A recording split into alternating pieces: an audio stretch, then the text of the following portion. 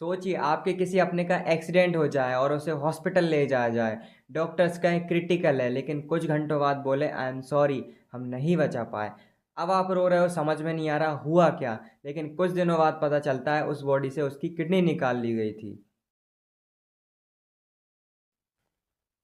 आदाब दोस्तों, आइए आज की इस वीडियो में समझते हैं India's organ donation scam.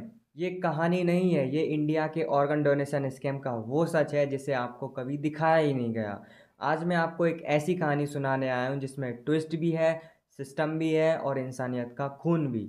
Organ donation एक पवित्र काम जिसमें किसी के मरने के बाद किसी और को ज़िंदगी मिलती है, लेकिन भारत में यही सिस्टम एक ब्लैक मार्केट बन चुका है। इंडिया में लगभग 1.5 लाख लोग किडनी ट्रांसप्लांट का वेट करते हैं, लेकिन ऑफिशियली डाटा के हिसाब से सिर्फ 6,000 लोगों को ही किडनी मिल पाती है। तो वहाँ की 1,44,000 लोग कहाँ जाते हैं? ये सब बेचारे कतार में खड़े रहते हैं और होता क्या है, इनके पीछे से ऑर्गन्स का काला धंधा।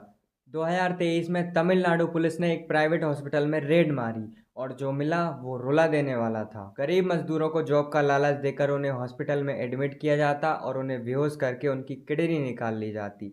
रिपोर्ट्स के मुताबिक उन्हें उस किडनी के सिर्फ 30-30 हज़ार रुपये मिलते और वही किडनी विदेशी मरीजों को 30-30 लाख रुपए में बेची जाती। ये काम कोई एक दो दिन से नहीं चल रहा था, ये महीनों से चल रहा था।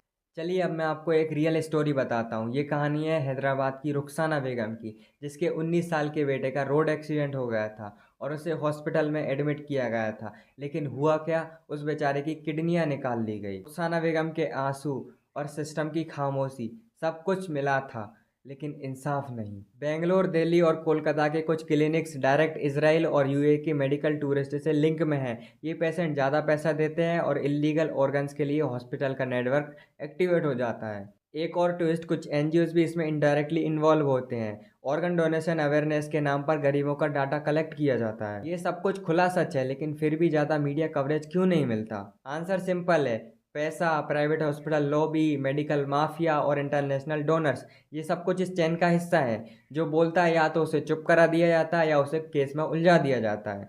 अगर आपको भी लगता है कि ये सब आपके साथ नहीं होने वाला, तो याद रखना, रुखसाना बेगम भी यही सोचती थी। और हुआ क्या, एक दिन वो हॉस्पिटल के गेट के बाहर थी और उनका बेटा अंदर था। बहुत बहुत शुक्रिया आपका।